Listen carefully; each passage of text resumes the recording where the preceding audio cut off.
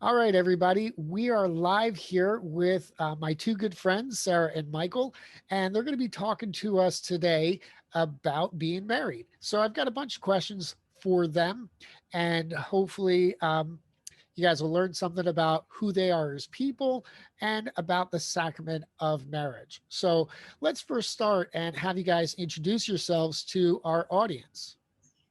Hello, everybody. My name is Sarah. I'm a teacher, a special education teacher. I teach first, second, and third grade students reading, and I'm excited to be here today. So thank you very much for having us, Mike. Mike and I go way back, so it's nice to be able to be spending this time together. So thanks for Excellent. having me. Hi, my name is Michael as well. I am a nurse. Uh, it's a fun time to be a nurse. Um, Yeah. it's, All right. Well, let's start from the very beginning. How'd you guys meet?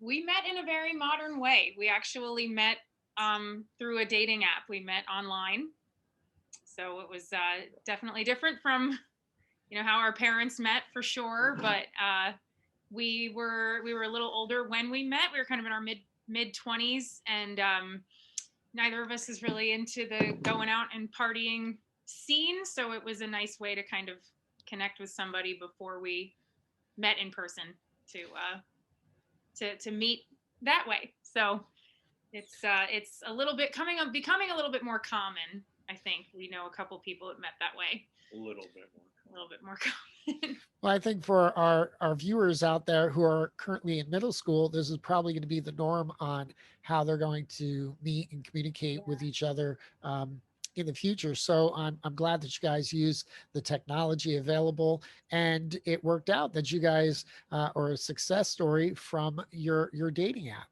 It Um, did, yeah, worked out. all right, so here's the big question: is that you know how'd you guys know that like this was somebody special? Like what was the moment that you knew that this was going to be your future wife and future husband? So I like to hear from both of you guys. Absolutely. um, I can go. no. I think it's. I mean, it's hard. It's hard to know when somebody is the right. Well, maybe it's not. I think that's what it was. I think that's what it was. Is that sometimes going on a date can kind of be a chore, or like meeting somebody can kind of be a chore, and you're just going through the motions. And I think that's what was different when Sarah and I met, is that everything was very natural and easy, and it just felt like something that progressed really naturally, and like nothing was forced, and we just kind of got along from the very beginning. And it's the kind of, to me at least, it's the kind of thing that you don't know what it's like until you experience it, and then like it hits you. That, for me at least. That's beautiful. Um, yeah, I would agree with that. I think I was always kind of hesitant about meeting people and not really always looking forward to I should maybe we could get another cup of coffee and we'll see how it goes and see if we're interested in each other. But really, the cool thing was that we hit it off right away when we did meet. And I remember looking forward. I don't remember. It's still something, but look forward to seeing each other when we're apart. And I remember there just being moments that stood out of I always think of the Dunkin' Donuts story. If I can tell a quick story, Sure. there was a night that we were together somewhere, and we were kind of out for a cup of coffee, and we realized that we were missing something. And I remember running across the street to where the car was parked and thinking like, oh my goodness, it's snowing out, and I'm trying to race back and get to where we were. And I was like, oh, I'm running across the highway for somebody, and that we just like, maybe I really do love this guy. And it kind of continued to snowball from there, just like being willing to put yourself on the line for the other person, and go out of your way for somebody. And that was just when I realized that I was doing it without thinking, that was when this I was. think that's it. When you start doing something and it just becomes so natural. So Yeah. um, that's great. So here's another question, and a little bit of a challenging question is, what's it like to be married in today's world? We've been in lockdown for, the last 9, 10 months. You hear all these stories about relationships being fractured because they're spending too much time with each other. So what is this pandemic kind of done, both good and bad to your, very fresh um, relationship and marriage? Um, I mean, for us, I don't think it's been particularly challenging. Truly, I don't think so. No, I mean, we've had I our mean, moments. Yeah. like obviously, the state of the world is a challenge, but I don't think on an interpersonal level it's been a challenge. Um, I think if you're with the right person, uh, you know, you just get along. And yeah, there's challenges and like things can be hard, and stress from outside of your marriage can definitely influence the way that you act. But I think that if you have um, a good foundation for Foundation. your Yeah. relationship, and you have the ability to communicate, which I know is the most cliche thing in the entire world, um, then I think that you can pretty much get through anything. But Yeah, that's I would agree with that. I think our relationship, even pre lockdown and when we were dating and getting engaged and getting ready to be married, um we were always doing our best and still do to be communicative with each other. And I think we've become very good at realizing, like, I'm not stressed out or I'm not upset with you, but I'm frustrated with this situation. And maybe that's why I lost my temper. And we were able to kind of pull back and say, oh, you know what? I'm sorry. I snapped at you, but I wasn't mad at you. I had a really hard day at school, or I had a really tough shift at work. And then that allows us to room to kind of apologize to each other, or recognize that the other person is maybe struggling with something else. So um, that's, again, not that we experience that a lot, but it does happen, because like we said, the state of the world can be stressful, and that can come in. But having that level of communication, just always being open, and that channel where we can say, hey, like, I don't like what you just said, or that upset me, or that hurt my feelings, is a nice way to listen to each other and hear each other and try to be better for next time. Absolutely. And that, communication is a key thing um, in all relationships, especially, with your spouse and our kids here, they're in middle school. So this is all stuff that's going to happen, down the line for them. But it's really great for them to understand that, you have to recognize when, um, like you said, I had a bad day and maybe I snapped and took it out on you. So that is really a good lesson for our kids to know. Now, Sarah, I know that you're pregnant here. So, did you guys talk about having kids while you guys were dating? Was that like a really important piece, or was that something that just kind of, like, hey, we got married and now that's a natural thing? But, you know, for some people, again, in today's world, it's, that's a discussion. I'd be curious to know, did you guys talk a lot about that? I think we talked about it probably on our second or third date. Um, I, Wow. I have, Not with each other, but just children in general. I have like, I think going into a relationship, you need to know what you want, and I know I want kids. So why would you go farther than a couple of dates with somebody if you're going to find out in 6 months, like, oh, they don't want kids? So I think, so I always made it a point to talk to people, and bring it up early because, uh, I just frankly wouldn't want to be with somebody that did not want kids. That's awesome. Yeah, and we're blessed to both come from very big families. So I think that there has kind of, it's certainly from my perspective, and I know from Michael's perspective as well, that there's a premium on lots of siblings and lots of noise and chaos, and the just constantly being people in and out of a space. So that was something that has always been important to me as well. And I think we just kind of both found that in each other, that we had said that we would, take whatever the good Lord would give us, but want to be blessed with as many children as, as we can handle. So we're very excited to be uh, expecting this little one in about 2 months.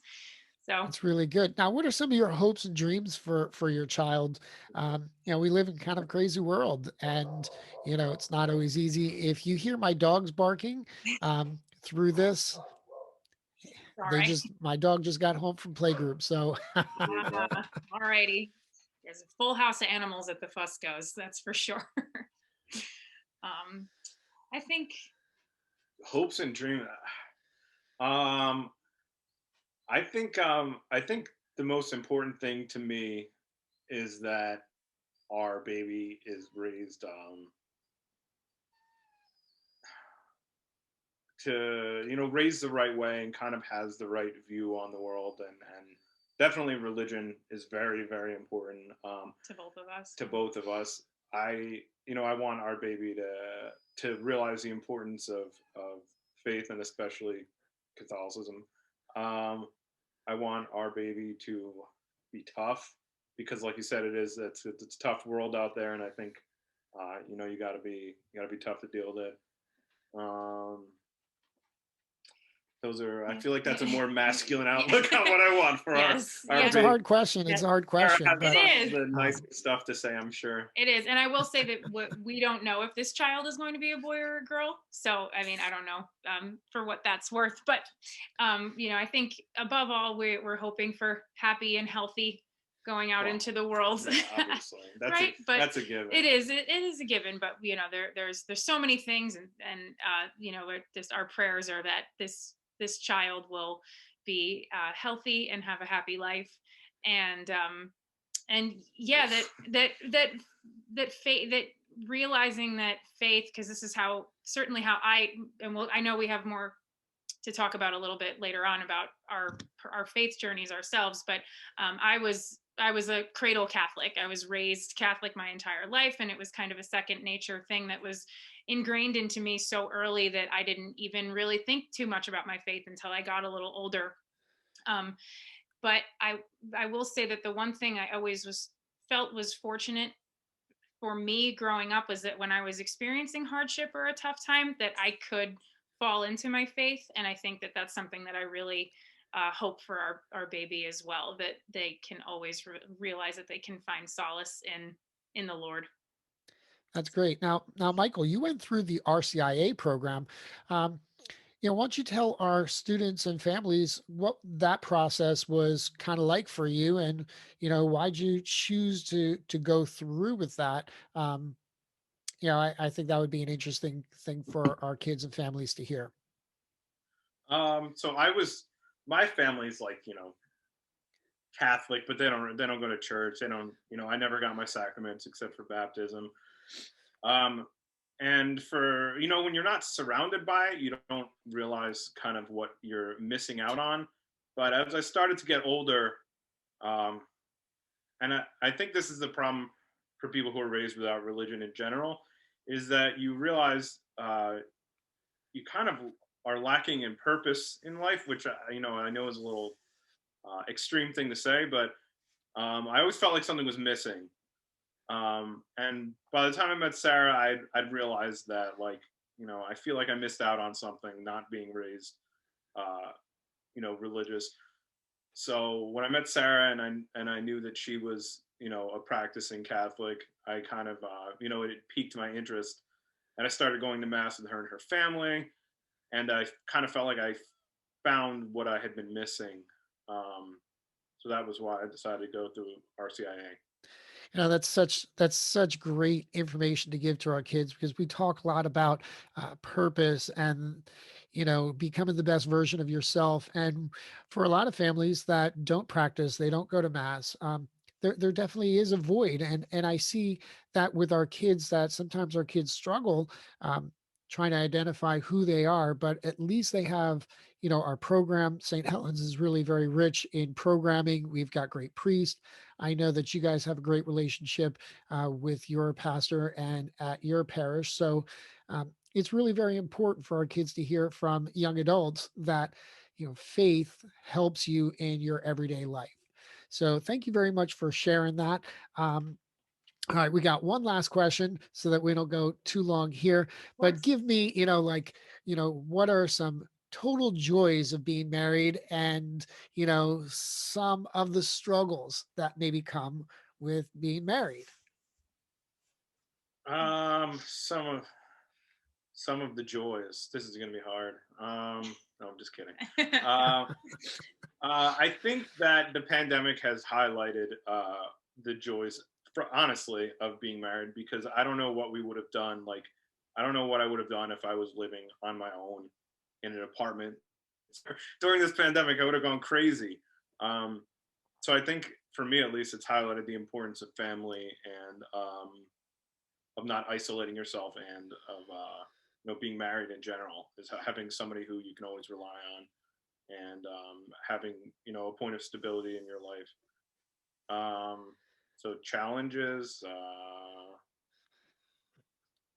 I mean, again, I know I said this earlier, but I think if you marry the right person, it's generally not that challenging. Obviously, you disagree on things, but again, as long as you're willing to, you know, sacrifice your pride once in a while, and not, and listen to the other person, I think that it's you can pretty much get through anything.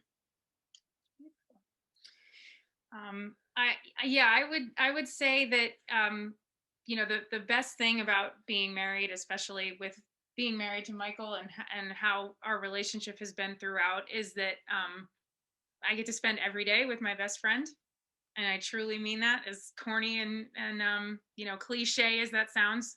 That we find so much joy in everyday little things, and sometimes we feel like fifth graders ourselves, that we just are being just so silly right now, and dancing to this silly song, or just finding these little joys in everything, which was great during quarantine too, when we were kind of stuck in the house. But just the joy of always kind of, for me, I I find my inner child constantly when we're together and having fun. And I mean, that makes the challenges that much easier to bear. I mean, sometimes you have individual challenges. I mean, pregnancy is a new experience for me, so there have certainly been challenges where I can just go to Michael and say that this is upsetting me right now, or I'm scared about this, and he's there to provide support, and we're able to do that for each other. So that makes the challenges that much easier to navigate. You guys did a great job with us here today. I can't say thank you enough. Of I course. wish you guys all the best, not only in your marriage, that you have a happy, healthy child when that time is there. Um, but thank you so much for sharing. And I know that our kids will definitely appreciate the time that you put into this, your sharing of your thoughts and being honest about what the sacrament is. And it is not easy in today's world to find someone that you could call your soulmate. It's not easy to communicate with each other. And these are things that we all struggle with each and every day. So I'm so glad that you guys took the time to share that. And hopefully our viewers out there will get as much as they can from this. So thank you very much. Of course. Thank Thank you. you. Thanks for having us.